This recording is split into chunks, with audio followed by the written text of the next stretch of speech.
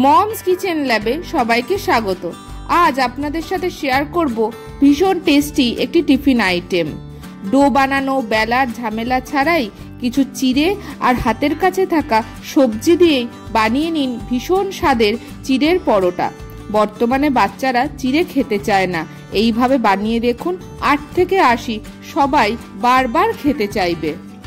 এই পরোটার সাথে খাওয়ার জন্য দরকার হয় একটু চাটনির। চলুন দেখে নেওয়া যাক এই চাটনির রেসিপি। প্রথমে কিছু টমেটো সর্ষের তেল মাখিয়ে পুড়িয়ে নিতে হবে। আপনাদের কাছে এরকম জালি না থাকলে কাঁটা চামচে টমেটো গেঁথেও পুড়িয়ে নিতে পারেন, তবে সেক্ষেত্রে একটু সময় লাগবে। একটা একটা করে টমেটো গেঁথে পোড়াতে হয়।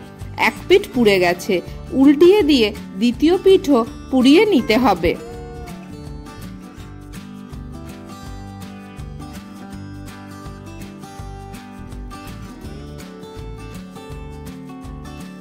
দেখুন টমেটো পোড়ানো হয়ে গেছে, ঠান্ডা হওয়ার জন্য রেখে দিতে হবে।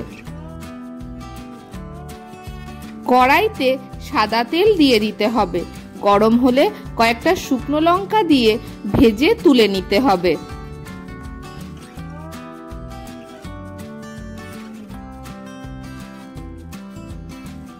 ওই তেলে 1 চামচ রসুন কুচি দিয়ে লাল লাল করে ভেজে নিতে হবে। আমি 5টা টমেটোর জন্য 1 চামচ রসুন কুচি দিয়েছি। রসুন লাল লাল করে ভাজা হয়ে গেছে। এবার তেল সহ একটা মিক্সার গ্রাইন্ডারের জারে ঢেলে দিতে হবে। ভেজে রাখা শুকনো লঙ্কাও দিয়ে দিতে হবে। ঝাল যে যার স্বাদ অনুযায়ী দেবেন। একটা বাটিতে জল নিয়ে হাত ভিজিয়ে ভিজিয়ে টমেটোর খোসা যেগুলো পুড়ে গেছে সেগুলো ফেলে দিতে হবে। তারপর একটা একটা করে পরিষ্কার করে নেওয়া টমেটো মিক্সার গ্রাইন্ডারের জারে দিয়ে দিতে হবে। এইভাবে সব টমেটো পরিষ্কার করে গ্রাইন্ডারের জারে দিয়ে দেওয়া হয়েছে। এবার এতে স্বাদ মতন চিনি আর লবণ দিয়ে ঢাকনা আটকে ব্লেন্ড করে নিতে হবে। দেখুন পরোটার জন্য চাটনি তৈরি হয়ে গেছে। এবার পরোটা বানানোর পালা। মিক্সার গ্রাইন্ডারের জারে বেশ কিছুটা চিড়ে গুঁড়ো করে নিতে হবে। চিড়ে গুঁড়ো হয়ে গেছে, দেখুন কতটা মিহি হয়েছে। এই চিড়ে গুঁড়ো থেকেই 2 কাপ পরিমাণ মেপে নিতে হবে। ওতে 1 কাপ ময়দা দিয়ে দিতে হবে। এবার এতে একে একে পেঁয়াজ কুচি, গাজর কুচি, ক্যাপসিকাম কুচি, ধনে পাতা, আদা কুচি, কাঁচা পাকা লঙ্কা কুচি, গোটা জিরে, চাট মশলা, গরম মশলা, গোলমরিচ গুঁড়ো, চিনি, হলুদ, কাসুরি মেথি, লবণ আর একটা ডিম ভেঙে দিয়ে দিতে হবে।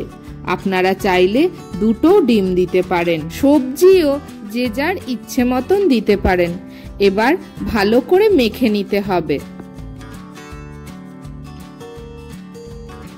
শুকনো উপকরণগুলো একসাথে মিশিয়ে নেওয়া হয়ে গেলে অল্প অল্প করে জল দেবেন আর মাখবেন।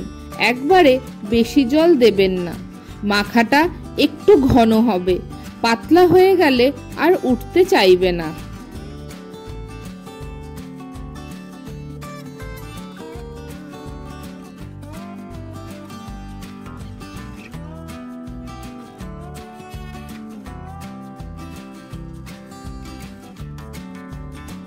দেখুন মাখাটা কতটা ঘন হয়েছে। ডিম যারা খান না তারা ডিমটা স্কিপ করে যাবেন। ডিম না দিয়েও এই পরোটা করা যায়।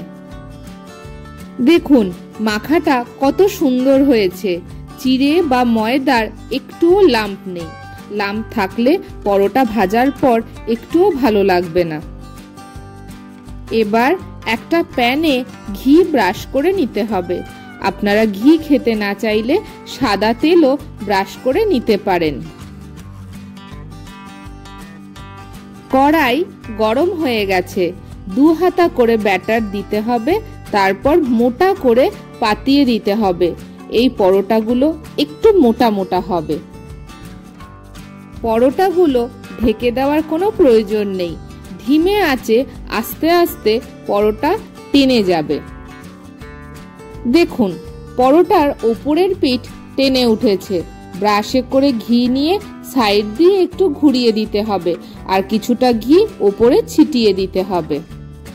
এইভাবে এক পিঠ ভালো করে ভাজা হয়ে গেলে উল্টিয়ে দিতে হবে। অন্য পিঠও এরকম ভাবেই ভেজে নিতে হবে। দেখুন পরোটাটা ভাজা হয়ে গেছে, একটা প্লেটে তুলে নিতে হবে। দ্বিতীয় পরোটাটা একইভাবে ভাজতে হবে।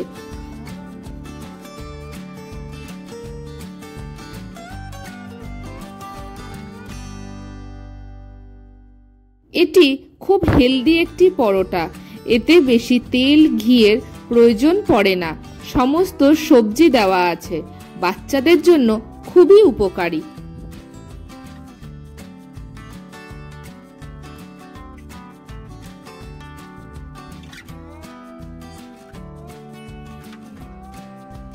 সবকটি পরোটা এইভাবে ভেজে নিতে হবে। এবার একটা প্লেটে দুটো পরোটা সাজিয়ে দিতে হবে। টমেটোর চাটনিটাও একটা বাটিতে দিয়ে দিতে হবে। গরম গরম পরোটা আর এই চাটনি টিফিনে পরিবেশন করুন। আপনি আপনার রান্নার প্রশংসা পাবেনই। ভিডিওটি কেমন লাগলো অবশ্যই কমেন্টে জানাবেন। লাইক, শেয়ার ও সাবস্ক্রাইব করে মমস কিচেন ল্যাবের পাশে থাকবেন। ভিডিওটি শেষ পর্যন্ত দেখার জন্য অসংখ্য ধন্যবাদ।